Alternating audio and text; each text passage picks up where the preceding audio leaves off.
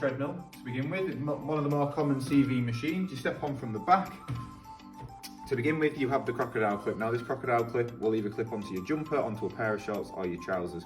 Now I'll choose to clip it onto my jumper. The idea with this crocodile clip is it's a safety mechanism. So if I start the machine, and it'll start, and if this comes out, the machine stops. So it stops if you are going a bit too fast and getting tired towards the back of the machine, it will help you out there. Now to begin with on the treadmill, we've got 2 heart rate monitors here, so if you wish to hold on while walking or the brisk walk to track your heart rate, absolutely. If you wish not to, that's absolutely fine. So to begin, you press the start button, the machine will start, which will track your speed here, your calories and your time. So if I increase the speed using this button here, you can see my speed increases, so the treads increase. The next one next to it is the incline. Now the incline raises the machine's tread, so it makes it more easier or difficult for you if you're walking or you're running. Okay, so I've done my workout, I press stop. I keep moving until the machine stops. Do not try to jump off to the edge, as if your foot gets caught and you're going quite fast, you can end up and sliding over that way. So again, we come to a stop, however, our tread's still raised, so we need to put our tread down. So if I press the tread down, there we go, so make sure it's fully down, press stop, and we're done. Now we have to unclip ourselves, put it back over there, and press stop again, and it will show you your workout results. So this piece of equipment you're going to be using to start with, you're going to be using the cross trainers. Now the cross trainers are a good alternative to a treadmill.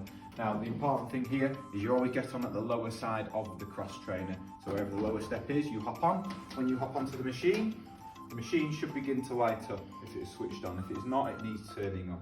So as you can move, the machine will begin. Now you can press quick start here. It'll tell you to enjoy your workout, and off you go. Now you have 2 separate handles here. You have the moving handles, to allow you to burn more calories, to use more energy, or you have the static handles if you wish to not use as much. Again, on all of the machines, especially the cardiovascular ones, you'll have multiple different workouts available here. Now I won't be talking through them in this video, but it is up to you to have a play around and see which one will benefit you. It would be good to do a piece of research first before using the machine to see which one will actually benefit you.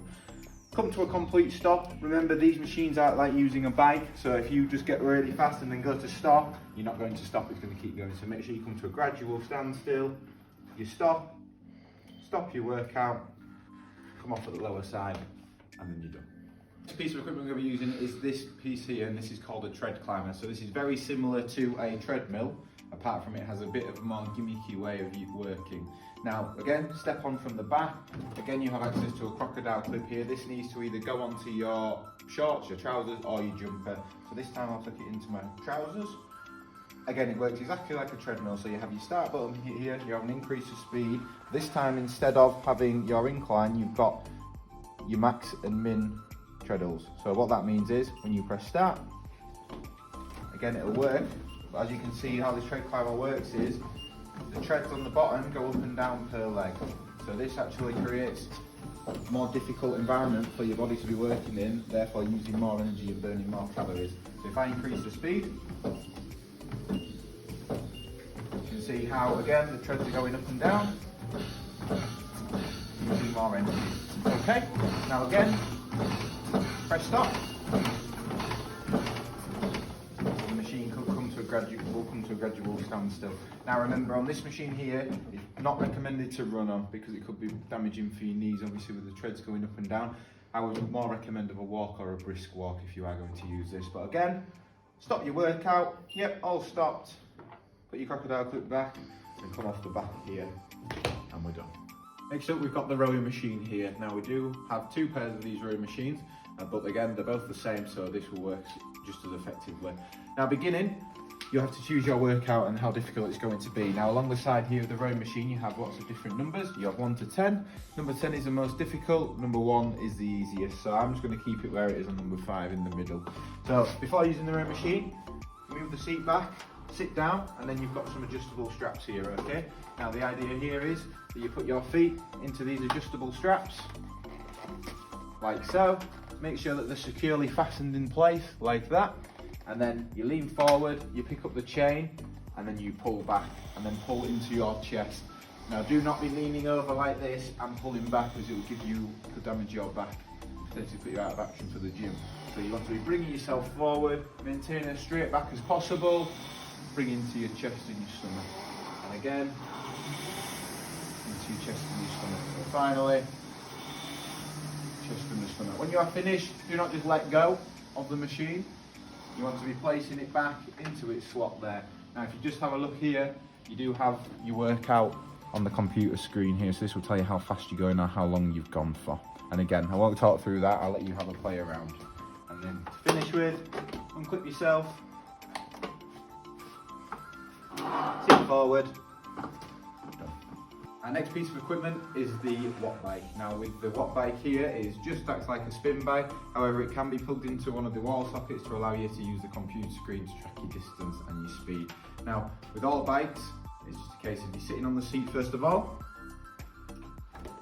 If you do sit on the seat and you find that it is too high or too low and it needs adjusting, we do have adjustable straps.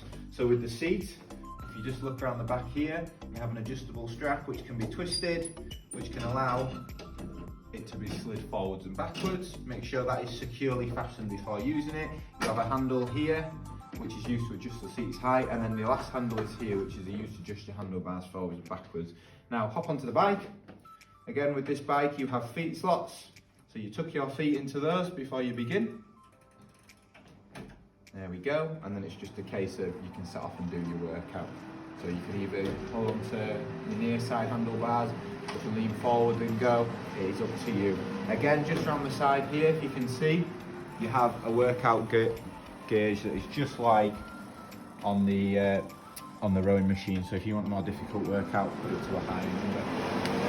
It is quite a loud machine, so if you want to wear headphones while doing it, it's absolutely fine with any piece of equipment. Again, if you want to come to a stop, unclip yourself from each side, then off the bike.